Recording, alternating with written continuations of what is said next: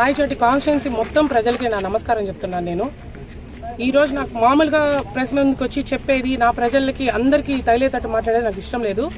నిన్న మంత్రివర్యులు గారు మండల పరిషత్కు వచ్చి ఎంపీటీసీ సభ్యులందరినీ సిగ్గు శరం లేకుండా వీళ్ళు రాలేదు అని మాట్లాడిన దానికి నేను రిటర్న్ మాట్లాడకపోతే, నేను చెప్పకపోతే నన్ను నమ్ముకున్న నా ప్రజలకి కాన్స్టిట్యున్సీలో మా మీద నమ్మకం ఉన్న వాళ్ళకి నమ్మకం పోతుంది. వీళ్ళు నిజంగానే భయపడి రాలేదు అనుకుంటాను. ఈరోజు మాట్లాడుతున్నాను. జరిగిన వాస్తవం, ఒక మండల పరిషత్ సమావేశానికి వారం ముందే నోటీస్ పోతుంది, వాళ్ళకు పోయింది. ఆ రోజు కరెక్ట్ గా మాకు ఇన్ఫర్మేషన్ లేదు. సమావేశం స్టార్ట్ అయిన రోజు ముందు రోజు 10 గంటలకు వచ్చి వాళ్ళందరూ 100 మంది రుబాబ్ చేశారు. చైర్స్ పగలగొట్టారు, అక్కడుండే బండలు పగలగొట్టారు. అన్ని దీనికి సాక్ష్యం నిన్న మీటింగ్ లో కూర్చున్న ఎండిఓ గారు, ఆ పక్కన కూర్చున్న వాళ్ళ స్వయం కార్యకర్తకు కూడా తెలుసు ఇవన్నీ ఏమేమి జరిగినాయి అని. 100 మంది వచ్చి ఒక లేడీ ఎంపీటీసీ మెంబర్ ఎంపీపీకే సెక్యూరిటీ లేకుండా ఉంటే ఇంకా పక్క రోజు మేము ఎలా నమ్మి మా లేడీ ఎంపీటీసీ మెంబర్ని ఆ మీటింగ్ తీసుకొస్తాం? ఇది ఖచ్చితంగా పొలిటికల్ మీటింగ్ అవుతుందని నేను ఎక్స్పెక్ట్ చేశా. ఎందుకంటే మేము సర్దుబాటు చేసుకుని పోస్ట్ పోన్ చేస్తామని చెప్తే కూడా వినకుండా వేరే వేరే మండలాల నుంచి పిలుచుకొచ్చి అగౌరవంగా మాట్లాడిచ్చారు. అగౌరవంగా మాట్లాడిన దానికి నేను రాను, పక్క రోజున క్లియర్ కట్ గా వాళ్ళ పిఏకి కూడా చెప్పిన, కావాలంటే వాళ్ళ పిఏని కూడా అడగమని చెప్పండి. 100 మంది ముందు చెప్పినా నేను రాను, ఎందుకు ఇంత అగౌరవమైన సభకు నేను ఎందుకు రావాలి, నా లేడీ ఎంపీటీసీ మెంబర్లకి నేను గౌరవం ఇవ్వలేను అని చెప్పిన. ఒక మండల పరిషత్ మీటింగ్ అంత రుబాబ్ చేసి ఇంతలా పోస్ట్ పోన్ చేయించేసి వాళ్ళు డిసైడ్ చేసుకున్న డేట్ కి మేము రావాలా? మాకు సెక్యూరిటీ ఉందా? ఆ రోజు అంతమంది పోలీసులు ఉన్నారు, ఏమీ ఆపలేకపోయినారు. మా వాళ్ళంతా, మా ఎంపీటీసీ మెంబర్లు, మా లీడర్లు అంతా చేతైనా కూడా మంత్రి మీద గౌరవంతో ఆయన అవమానించినట్టని రూమ్ లో కూర్చొని ఉంటే చేతగాని దద్దమ్మలను మా ముందే మాట్లాడినారు. వీళ్ళంతా గెలిచిన నా కొడుకులా అని. ఇంకా ఒక లీడర్ ముందుకు చెప్పేసి బయటికి రమ్మని వాళ్ళందరినీ అన్నాడు. వాళ్ళందరినీ సర్దుబాటు చేసుకోగలిగినాను. నా మెంబర్లకి, లేడీ ఎంపీటీసీ మెంబర్లకి సెక్యూరిటీ లేదు, నేను రాలేదు. ఇది అందరికీ తెలుసు. పక్కన కూర్చున్న ఎండీఓకి తెలుసు. ఈవెన్ మా ఎండీఓ ముందు రోజు తెలివిగా నాతో కోరం లేదు నా సంతకం పెట్టించాలని ట్రై చేసింది. ఇవన్నీ అక్కడ కూర్చున్న వాళ్ళకి తెలిసి ఈ రోజు మాకు సిగ్గు సరం లేకుండా రాలేదంటే చప్పట్లు కొడుతున్నారు అక్కడ డయాస్ మీద. సరే కదా, నిన్ను నమ్మి వచ్చాడు కదా వైస్ ఎంపీపీ మాకు ద్రోహం చేసి. ఆయన ఎక్కడ కూర్చోబెట్టాలి వైస్ ఎంపీపీని?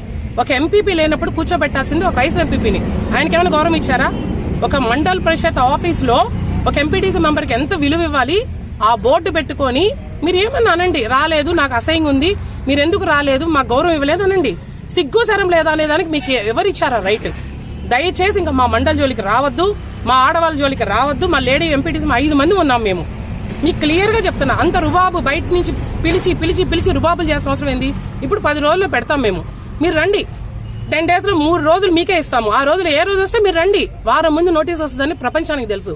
అయినా అందరూ బయట చెప్పుకొని వీళ్ళ కార్యకర్తలు చెప్తున్నారు మా మంత్రి వస్తుంటే వీళ్ళు ఆపట్లేదు. ఇది ఉత్తి ప్రచారం. వారం ముందు నోటీస్ పోతుంది. చిన్న పిల్లోడికి కొంచెం రాజకీయ నాయకత్వం తెలిసినోడికి కూడా తెలుసది. ఇవంతా చేయొద్దు. మేం కాదు రాయచోటి పరువు తీస్తాంది. రాయచోటి పరువు తీస్తాంది మీరు. మంత్రి అయిన 1 month లోనే బీబీసీ లెవెల్ కి తీసుకెళ్లిపోయినారు. ఒక ఎస్ఐని తిట్టి నా లేడీ ఎంపీటీసీ మిమ్మల్ని సిగ్గు సరం లేదా అని ఇంట్లో కూర్చున్న వాళ్ళు కూడా తిడుతున్నారు. మీరు రాయచోటి పరువు తీస్తాను మీరు. మా మంత్రివర్యులు గారు మిమ్మల్ని అందరూ నమ్మాము. నిజంగా మా వాళ్ళందరూ నమ్మారు. మా వాళ్ళు తప్పులేదు, వద్దామనుకున్నారు. వద్దన్నా అవమానం జరుగుతుందో మీరు తట్టుకోలేరన్నా అని చెప్పినాను. ఇప్పుడు చేసింది అదే మీరు అవమానం. మీరు పొలిటికల్ మీటింగ్ గా జరిగింది, ప్రతి ఒక్కరు వీడియో చూస్తున్నారు. పొలిటికల్ మీటింగ్ గా జరిగింది అక్కడ మండల మీటింగ్ గా. ఒక్కరున్నారా? వైస్ ఎంపీపీ ఉన్నారా చెప్పండి. ఆయన వచ్చాడు కదా, ఉన్నాడు అక్కడ. వైస్ ఎంపీపీ కూర్చోవాలి. దయచేసి మా మండల నాయకుల్ని చేతగానుల కింద తీసుకోవద్దు.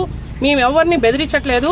మాకు గౌరవం ఇచ్చి మీ గౌరవం కాపాడుకోండి. మీరు రండి. ఇప్పుడు 10 రోజులు మీటింగ్ పెడతాం, అత్యవసర సమావేశం పెడతాం, మీరు రండి. మన రాయచోటి, సంబేపల్లి ఇక్కడ అంతా కూడా వాటర్ ప్రాబ్లం ఉంది. ఇది సాల్వ్ చేయండి మీరు. అప్పుడు మీరు పిలవక్కర్లా, మీరు వస్తే మేమే వస్తాము మీ వెనకాల. అంతేగాని మాటికి రేస్ చేసేది మీకు ఇది తెలుసు అని కూడా నాకు తెలుసు క్లియర్ గా. మీ వాళ్ళందరూ వాళ్ళకి తెలియదు అంటున్నారు. క్లియర్ గా తెలుసు, మీకు తెలిసే అనాలని అంటున్నారు. ఇంకొక పాయింట్ చెప్తున్నా, నామినేషన్ పేపర్లు, ఎలక్షన్స్ ఇవన్నీ మీకు ఎందుకండి? ఎందుకు అవసరం ఏంది అసలు?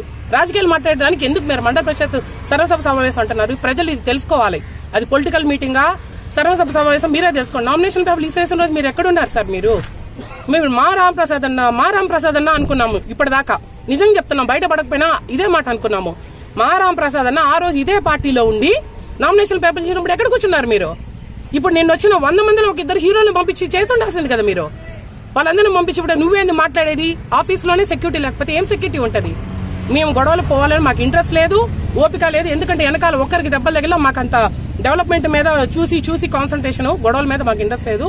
దయచేసి మండల పరిషత్ని ఎలా అంటే అలా అవమానించకండి. ఇది మా రిక్వెస్ట్. Thank you.